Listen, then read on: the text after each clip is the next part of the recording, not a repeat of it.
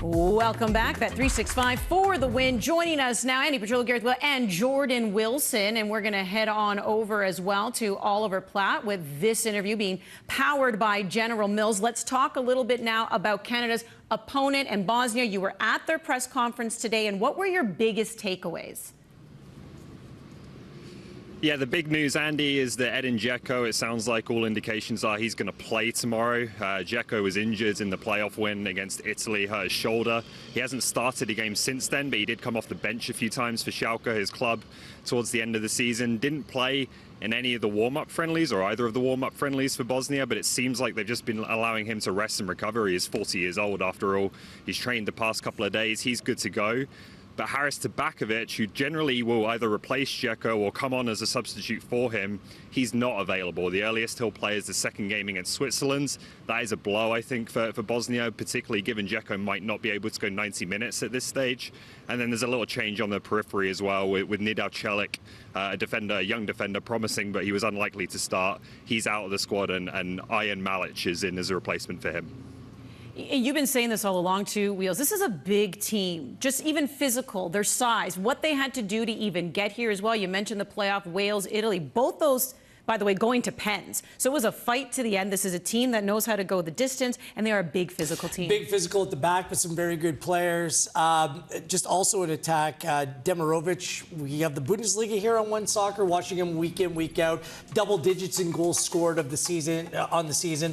Bajrak Terevic, the former New England Revolution player, now plays for Feyenoord.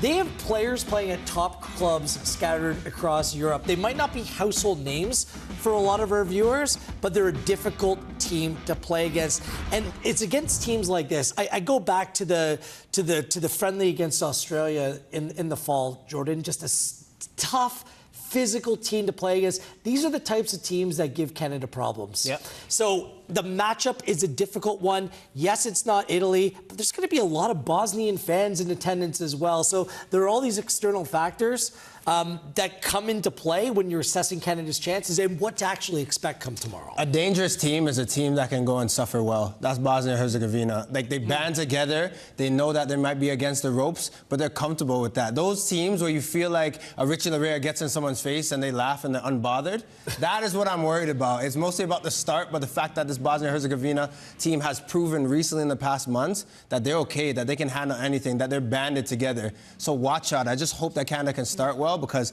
if not, this Bosnia and Herzegovina team, once they smell blood, they'll capitalize. Well, let's talk about the 12th man, because there's been so many reports here, Ollie, about how many Bosnian fans will actually be in attendance. Some are saying anywhere between 25 and 30,000. We know it's a big community. We know as well just traveling and making their way to Toronto for the game. And we know, I mean, rightfully so, Jesse Marsh wants the place to be painted red. But what kind of atmosphere are we expecting, and how many Bosnian fans can we expect?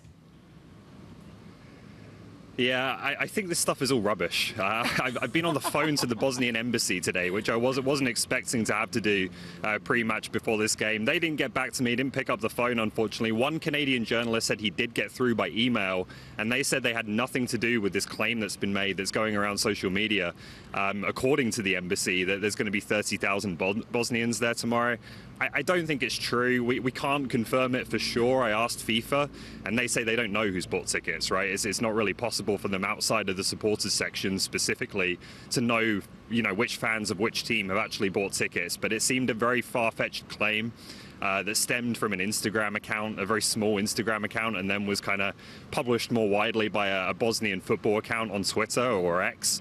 I don't think there's any truth to it, and it would be, it doesn't seem believable to me. It didn't pass the smell test, and it doesn't seem to be holding up to much scrutiny either. Calling the embassy, that is reporting. He's a professional. Yeah, he did say rubbish. Maybe that's why they didn't answer.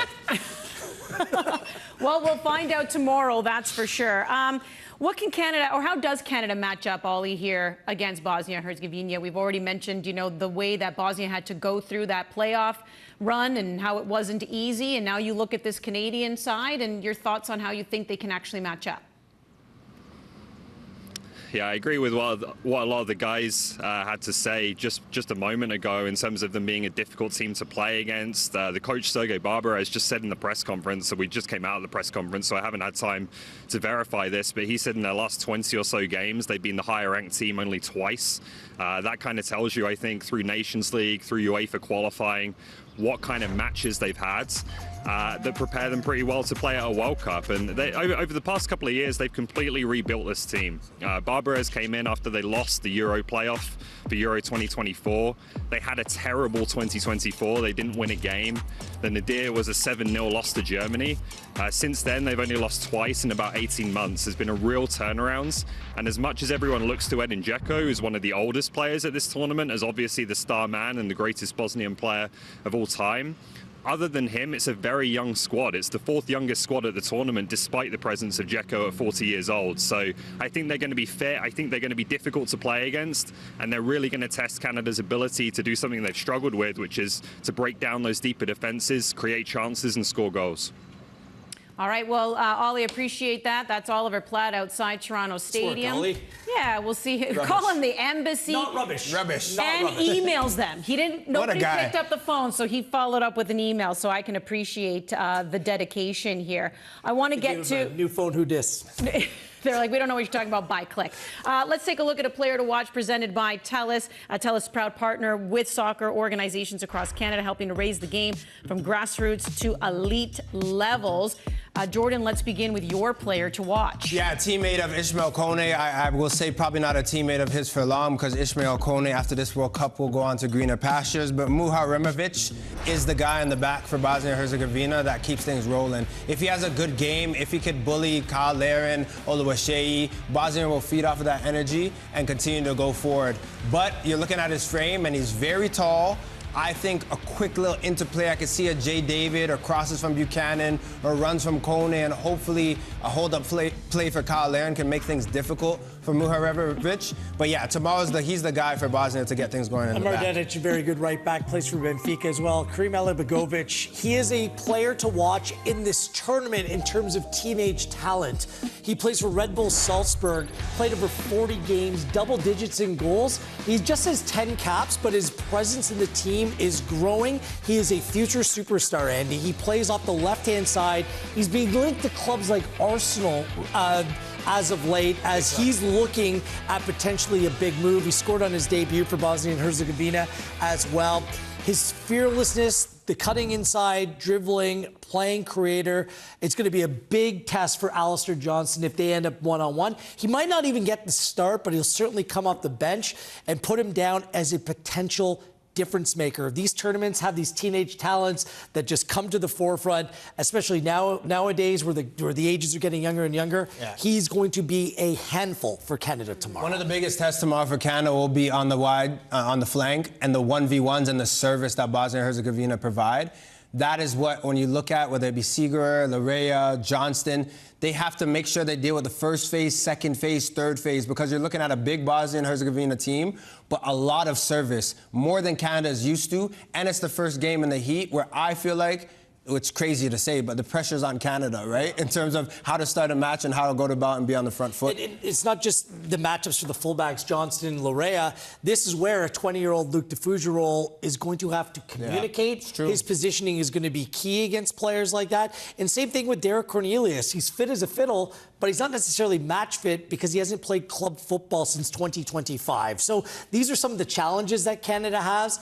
The good news is, despite the shuffling of the back line multiple times, this team doesn't concede many goals. And that's the hope, again, tomorrow. Clean sheet, there's going to be a pathway to success. Also, a ton of good news is we have a lot of footy right here on One Soccer, not just bringing you this show nightly and talking about the things that have been and will be and big stories in the World Cup, but we also have the TELUS Canadian Championship quarterfinal leg 1 that'll kick off on July 8th. So there's a look at the teams. Of course, the MLS side Vancouver Whitecaps, the defending champs, will take on Cavalry.